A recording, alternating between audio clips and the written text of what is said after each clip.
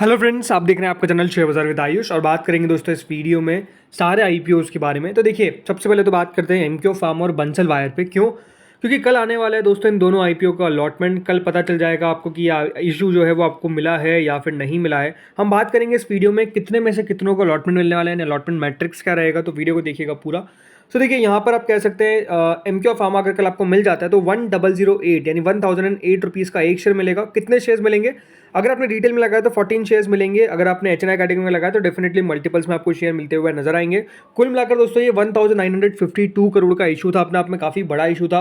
But no doubt अगर आपको कल मिल जाता है तो चांसेस क्या है उस पर बात करते हैं। तो देखिए, क्यूआईबी कैटेगरी अपने आप में बहुत मैसिव सब्सक्रिप्शन डाला। Almost 191 times QIB category subscribe हो जाती है। 75,000 करोड़ के आसपास ऑलमोस्ट हम कह सकते हैं क्यूआईबी ने इस इशू में पैसा डाला। बट हम शुरू करते हैं एच9 से। तो उसमें बिग एचएनआई कैटेगरी दोस्तों ऑलमोस्ट 54.90 टाइम सब्सक्राइब होती हुई नजर आई। यानी ये बात ध्यान रखिएगा, बिग एचएनआई में ऑलमोस्ट मोटा मोटी 11 में से एक व्यक्ति को अलॉटमेंट मिलने वाला है। तो अगर आपने बिग एचएनआई कैटेगरी में लगाया तो हर 11 में से एक व्यक्ति को अलॉटमेंट मिलेगा। स्मॉल एचएनआई में जितना सब्सक्राइब हुआ है उतना में से एक को मिलेगा, यानी 38.16 सब्सक्राइब हुआ है तो 38.16 में से ही एक व्यक्ति को अलॉटमेंट मिलेगा। वहीं जो रिटेल कैटेगरी है वो 7.36 टाइम सब्सक्राइब हुई है, लेकिन एप्लीकेशन वाइज कितना है? एप्लीकेशन वाइज है 5.91 टाइम। तो रिटेल के अंदर अलॉटमेंट कितने में से कितनों को है? हर 5.91 में से एक व्यक्ति को अलॉटमेंट मिलता हुआ नजर आएगा। टोटल मिलाकर इस तरीके से 67 टाइम्स ये जो इशू है वो सब्सक्राइब हुआ और करीबन 93,000 करोड़ अपने आप में रिसीव हुए। और अपने आप में जब दोस्तों इतना पैसा आता है तो चांसेस ये रहते हैं कि इशू बढ़िया करेगा लिस्टिंग पर। अब कितना बढ़िया करेगा कितना नहीं वो तो हमको समय बताएगा, बट नो डाउट इशू को मैसिव सब्सक्रिप्शन मिला है और इस पर खराब नहीं करना चाहिए इस प्रकार की एक्सपेक्टेशंस है। कहाँ पर चेक करना है, किधर चेक करना है, उसके लिए कल एक सेपरेट वीडियो आ जाएगा जिसमें हम बात करेंगे।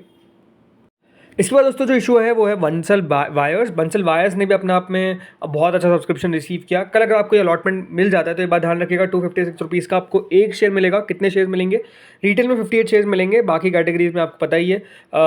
टोटल इशू साइज इस इशू का करीबन 745 करोड़ का था पूरा का पूरा दोस्तों। ये एक फ्रेश इशू था, राइट। अब सब्सक्रिप्शन यहाँ पर जो आया था वो भी अपने आप में देखिए काफ़ी कमाल था। Almost 153 times QIB portion subscribe हुआ था। करीबन 22,000 करोड़ के आसपास क्यूआईबीज ने इस इशू में डाले। एचएनआई कैटेगरी ने 54.21 टाइम डाले। अभी बात ध्यान रखिएगा, इसमें बिग एचएनआई कैटेगरी ने 55.27 डाला। यानी यहाँ पर भी अगर आपने बिग एचएनआई में लगाया तो हर 11 में से एक व्यक्ति को अलॉटमेंट लगता हुआ नजर आएगा। स्मॉल एचएनआई के अंदर हर 52.11 में से एक व्यक्ति को अलॉटमेंट मिलता हुआ नजर आएगा।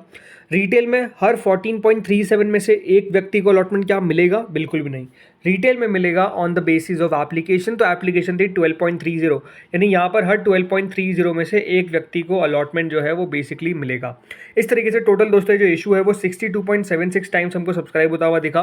करीबन 32,000 करोड़ के आसपास इशू में है। तो अपने आप में यहाँ पर अच्छा खासा पैसा जो है वो डेफिनेटली रिसीव होता हुआ नजर आया है। तो कल इन दोनों आईपीओ का अलॉटमेंट है। All the best to all of you कि आपको अलॉटमेंट मिल जाए अगर आपने इस इशू में लगाया है तो। अब दोस्तों बात करते हैं बाकी आईपीओ जो ग्रे मार्केट पे। तो इसमें नाम आता है सहज सोलार। एक एनएससी एसएमई इशू है जो ओपन होने वाला है from 11 July to 15 July. 180 rupees का प्राइस बैंड है। ऑलमोस्ट 100 रुपये का प्रीमियम, यानी 55.56% का करंट प्रीमियम देखने को मिल रहा है। 52.56 करोड़ का ये बात ध्यान रखिएगा इस इशू का साइज़ है। और ये ओपन कब से होगा? 11 जुलाई से ओपन हो जाएगा। नेक्स्ट आता है इफ़ा इंफ्रा एंड रिसर्च। एक एनएससी एसएमई इशू है जो ओपन होने वाला है ऑन 5 जुलाई। मतलब ओपन हो चुका है, बल्कि 9 जुलाई तक ओपन भी रहेगा। तो अभी 2 दिन बाकी है। 51.27 करोड़ का दोस्तों इस इशू का साइज़ है और अभी तक 17 टाइम सब्सक्राइब भी हो चुका है। 82 रुपीज़ का प्राइस बैंड है जिसके सामने 95 रुपीज़ की प्रीमियम, यानी ऑलमोस्ट 116% का ग्रे मार्केट चलता हुआ नजर आ रहा है। बट जिनको नहीं पता है ये बात ध्यान रखिएगा, सेबी ने नए रूल्स निकाल दिया, फिर आप कह सकते हैं एनएससी ने बेसिकली यहाँ पर चेंजेस कर दिए हैं एसएमई आईपीओ के अंदर। एनएससी ने देखिए जो रूल निकाला है उसमें कोई भी इशू 90% से ऊपर लिस्ट नहीं हो सकता है। ये रूल बीएसई में ऑलरेडी एग्जिस्ट करता था बट एनएससी पे एग्जिस्ट नहीं करता था। लेकिन अब एनएससी और बीएसई दोनों पे जो भी एसएमई इशू है, एसएमई सेगमेंट का इशू है, वो 90% से ऊपर लिस्ट नहीं हो सकता है।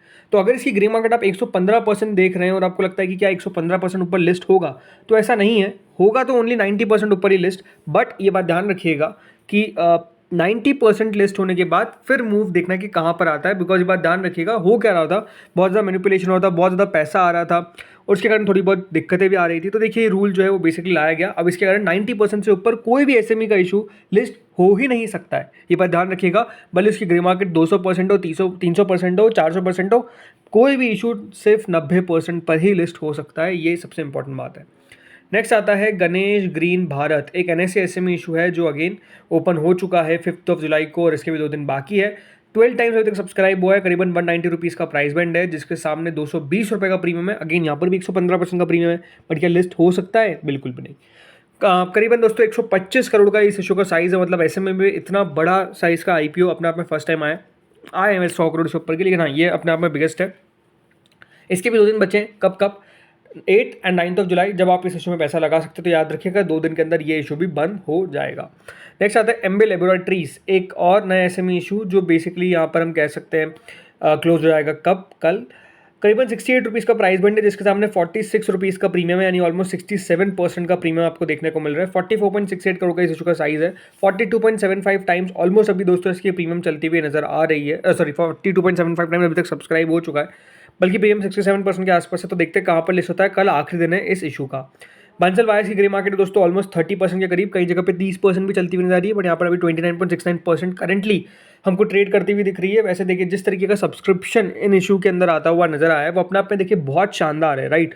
तो इसके कारण ग्रे मार्केट में जो उतार चढ़ाव हमको देखने को मिल रहा है, बेसिकली ज़्यादातर अगर आप देखेंगे तो तेज़ी देखने को मिल रही है, क्योंकि इसकी ग्रे मार्केट ने भी ऑलमोस्ट 20% तक चली गई थी नीचे में, बट वहाँ से अब 30% तक आ चुकी है। तो अपने आप में दिखता है कि जिस तरीके से इशू के अंदर पैसा आता हुआ नजर आया, उसके बलबूते पर ग्रे मार्केट में भी थोड़ी सी बढ़त देखने को मिल रही है। नेक्स्ट आता है दोस्तों एमक्यू फार्मा, जिसका प्रीमियम ऑलमोस्ट 39% को टच करने वाला है। 38.69% ऑलरेडी प्रीमियम हो चुका है। और जैसे मैंने बताया रीज़न क्या है, रीज़न सिंपल सी बात है, जिस तरीके का सब्सक्रिप्शन उस तरीके का दोस्तों ग्रे मार्केट का प्रीमियम।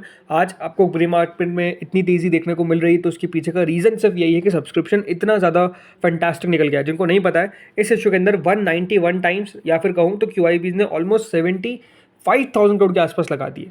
और इतना पैसा दोस्तों QIBs ने सिर्फ एक इशू में पहले लगाया था, मतलब इससे ज़्यादा लगाया था, वो था टाटा टेक के बाद अब सेकंड IPO हो चुका है, कौन सा? एमक्योर। उसके बाद तीसरा नंबर का कौन सा है? इंडिजीन। तो अपने आप में आप समझ सकते हैं कि इतना ज़्यादा पैसा आना अपने आप में एक बहुत बड़ी बात है। तो फ्रेंड्स इस वीडियो में तो इतना ही था, लेकिन हाँ एक और आपको अपडेट दे देता हूँ। कौन सा अपडेट है? वो अपडेट है दोस्तों ओला इलेक्ट्रिक के IPO को लेकर। बहुत जल्द ओला इलेक्ट्रिक की RHP हमारे सामने आ सकती है। 6,000 से 7,000 करोड़ का ये पूरा इशू होने वाला है। बहुत ज़्यादा समझ के हमको देखिए IPO में पैसा लगाना रहेगा। क्यों? बिकॉज वैल्यूएशंस कितनी सही होगी कितनी गलत होगी ये देखना बहुत ज़्यादा इंपॉर्टेंट है। बट ये बिल्कुल मान के चलिए ओला इलेक्ट्रिक IPO अब बिल्कुल अराउंड द कॉर्नर है, यानी बहुत जल्द हमको उसकी डेट्स भी आती हुई नजर आ सकती है और बहुत जल्द वो इशू ओपन भी होता हुआ नजर आ सकता है। 6,000 से 7,000 करोड़ का लगभग का इशू रहेगा। तो लेट्स सी कब निकल के आता है। मेरे हिसाब से देखिए नेक्स्ट वीक इसका अनाउंसमेंट कर दिया जाएगा और हमारे सामने डेट्स जो है वो बेसिकली फाइनलाइज कर दी जाएगी, बता दी जाएगी। सबसे इंपॉर्टेंट रहेगा जैसे मैंने कहा वैल्यूएशंस, क्योंकि अभी भी दोस्तों कंपनी है तो लॉस मेकिंग कंपनी है, तो हमको पता होना चाहिए कि देखिए कंपनी के अंदर पैसा लगा रहे हैं तो किस बेसिस पे लगा रहे हैं, क्या कंपनी वैल्यूएशन अच्छी रखती है, क्या यहाँ पर कंपनी का जो फ्यूचर है वो बढ़िया दिखता होने जा रहा है। ये सब चीज़ें देखिए डिपेंड करेगी नो डाउट जब हमारे सामने सब कुछ डिटेल्स निकल कर आएगी। बट हाँ जैसे मैंने कहा ओला इलेक्ट्रिक का IPO आने वाला है। तो फ्रेंड्स इस वीडियो में इतना ही था, होपफुली आपको अच्छा लगा होगा। अगर अच्छा लगा तो लाइक कर देना, चैनल से पहली बार जुड़े हो सब्सक्राइब कर देना। Thank you friends for watching this video.